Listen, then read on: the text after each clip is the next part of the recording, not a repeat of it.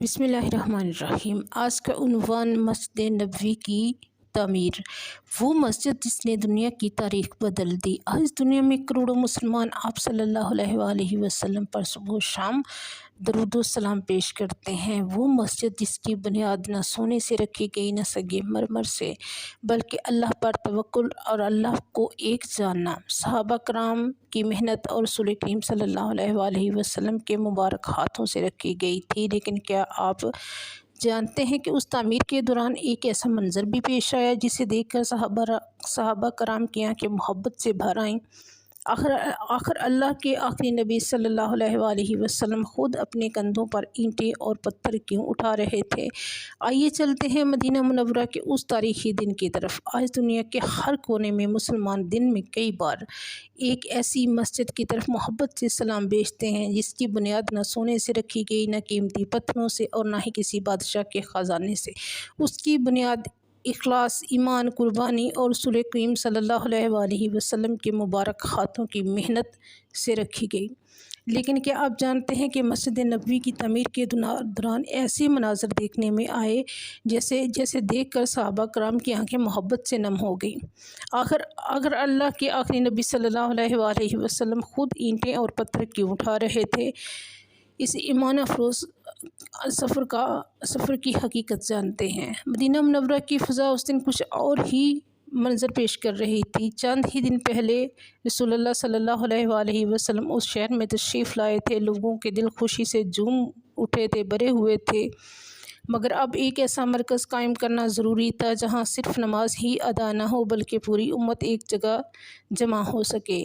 یہ وہ لمحہ تھا جب رسول کریم صلی اللہ علیہ وآلہ وسلم نے مسجد کی تعمیر کا آغاز فرمانے کا فیصلہ کیا۔ یہ کوئی عام عمارت نہیں تھی، یہ وہ جگہ بننے والی تھی جہاں قرآن کی آیات نازل ہونے کے بعد سب سے پہلے سنائی جاتی، جہاں صحابہ کرام علم حاصل کرتے، جہاں امت کے اہم فیصلے ہوتے۔ یہ صرف ایک مسجد نہیں بن رہی تھی، یہ اسلام کی پہلی عظیم درسگاہ بن رہی تھی۔ یہی وہ مبارک جگہ تھی جہاں رسول کریم صلی اللہ علیہ وآلہ وسلم نے صحابہ کرام کو تعلیم و تربیت کا سلسلہ باقاعدہ شروع فرمایا۔ یہاں قرآن مجید کی آیات سکھائی جاتی، دین کے احکام سمجھائے جاتے، نئے مسلمان اطمینان اور امن سے علم حاصل کرتے، ایمان مضبوط ہوتا، کردار سنورتا، اور پھر یہی تربیت یافتہ صحابہ کرام دنیا کے مختلف علاقوں میں اسلام کا پیغام پہنچانے نکلتے، جہاں غریب، امیر، عرب، اجمی، آزاد اور غلام سب ایک ہی صف میں کھڑے ہوتے، اور جہاں سے اسلام کا نور دنیا کے کونے کونے تک پہنچنا تھا۔ یہ وہ جگہ بننے والی تھی جہاں قرآن کی تعلیم دی جاتی، جہاں رسول کریم اور صحابہ کرام کی تربیت فرماتے، جہاں اسلام کے احکام کھل کر سکھائے جاتے، جہاں مرد، عورتیں، بچے اور نئے مسلمان آزادی کے ساتھ دین کا علم حاصل کرتے، جہاں امت کے اہم فیصلے اور اہم رہنمائی ہوتی، اور جہاں سے اسلام کا نور پوری دنیا میں پھیلنا شروع ہوا۔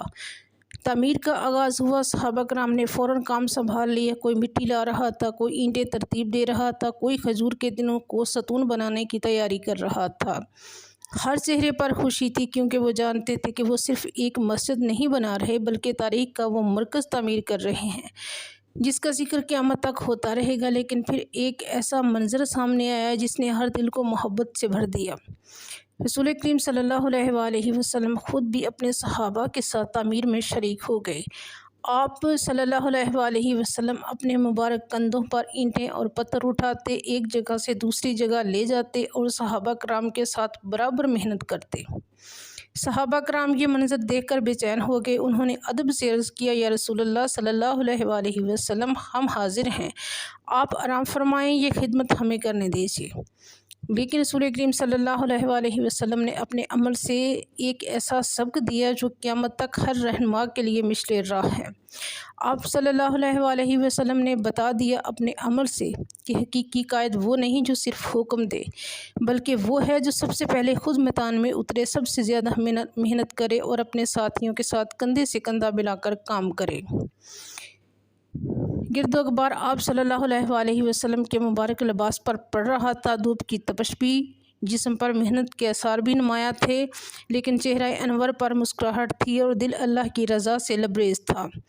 اسی دوران رسول کریم صلی اللہ علیہ وآلہ وسلم اپنے صحابہ کرام کے ساتھ اللہ سے دعا کرتے کہ اے اللہ حقیقی کامیابی تو آخرت کی کامیابی ہے، پس مہاجرین اور انصار پر اپنی رحمت اور مغفرت نازل فرما۔ یہ الفاظ صرف دعا نہیں تھے، یہ اس نئی اسلامی ریاست کی روح تھے جو اخلاص، محنت اور بھائی چارے کی بنیاد پر تعمیر ہو رہی تھی۔ مسجد نبوی اب تیار ہو چکی تھی، مسلمانوں کے پاس عبادت کا مرکز بھی تھا، قیادت کا مرکز بھی اور تعلیم کا مرکز بھی۔ لیکن ایک امتحان ابھی باقی تھا۔ مکہ سے آنے والے مہاجرین اپنا سب کچھ چھوڑ آئے تھے، جبکہ انصار اپنے گھروں اور باغات کے مالک تھے۔ آخر رسول کریم صلی اللہ علیہ وآلہ وسلم نے ان دونوں کو ایک دوسرے کا ایسا بھائی کیسے بنا دیا؟ ایک انصاری اپنا آدھا مال اپنے مہاجر بھائی پر نشاور کرنے کے لیے تیار ہو گیا۔ کبھی کبھی دنیا کی سب سے عظیم عمارتیں سب سے سادہ ہوتی ہیں، کیونکہ ان کی خوبصورتی دیواروں میں نہیں بلکہ ان کے مقاصد میں ہوتی ہے۔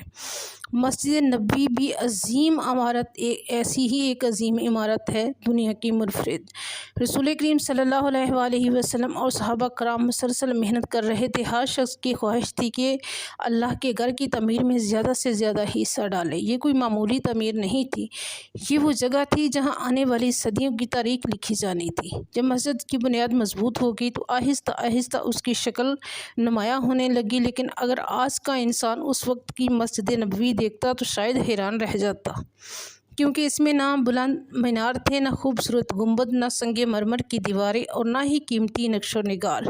اس کی دیواریں سادہ مٹی کی اینٹوں سے بنی تھیں، چھت کھجور کی شاخوں سے تیار کی گئی تھی اور ستون کھجور کے مضبوط تنوں پر قائم تھے۔ بارش ہوتی تو چھت سے پانی کے قطرے ٹپکتے، گرمی ہوتی تو صحابہ کرام صبر کے ساتھ عبادت کرتے، لیکن کسی کے دل میں شکایت نہیں آتی تھی، کیونکہ ان کی نظر عمارت پر نہیں بلکہ اس رب پر تھی جس کی رضا کے لیے یہ سب کچھ ہو رہا تھا۔ یہ مسجد دنیا کی سب سے قیمتی مسجد بن چکی تھی، لیکن اللہ کے نزدیک سب سے محبوب مقامات میں شامل ہونے والی تھی۔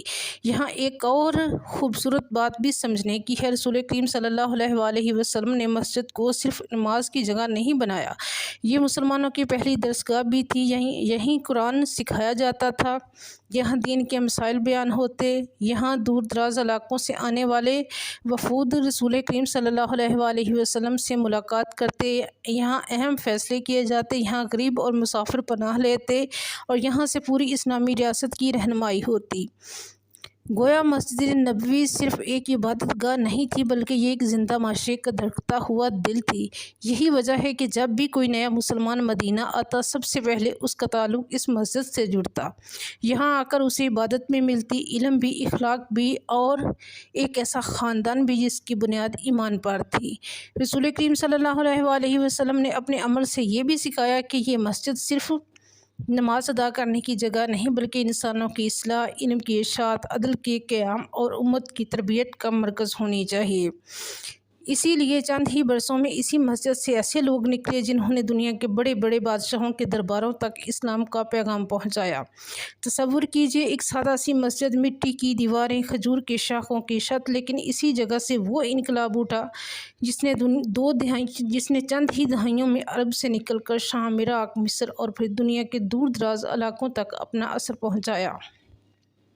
یہ کسی عمارت کا معجزہ نہیں تھا، یہ رسول کریم صلی اللہ علیہ وآلہ وسلم کی تربیت کا معجزہ تھا، اور یہی مسجد اس تربیت کا پہلا مرکز تھی۔ لیکن مسجد تیار ہونے کے بعد رسول کریم صلی اللہ علیہ وآلہ وسلم کے سامنے ایک اور بڑا امتحان تھا، مکہ سے آنے والے مہاجرین اور دوسری طرف مدینہ کے انصار، اپنے گھروں اور باغات کے مالک۔ اب سوال یہ تھا کہ کیا یہ دونوں گروہ صرف ایک ہی شہر میں رہیں گے؟ ہماری یہ ویڈیو اچھی لگے تو لائک، شیئر اور کمنٹ کرنا نہ بھولیں، اور دوسروں تک ضرور پہنچائیں تاکہ یہ معلومات ہر انسان تک پہنچے۔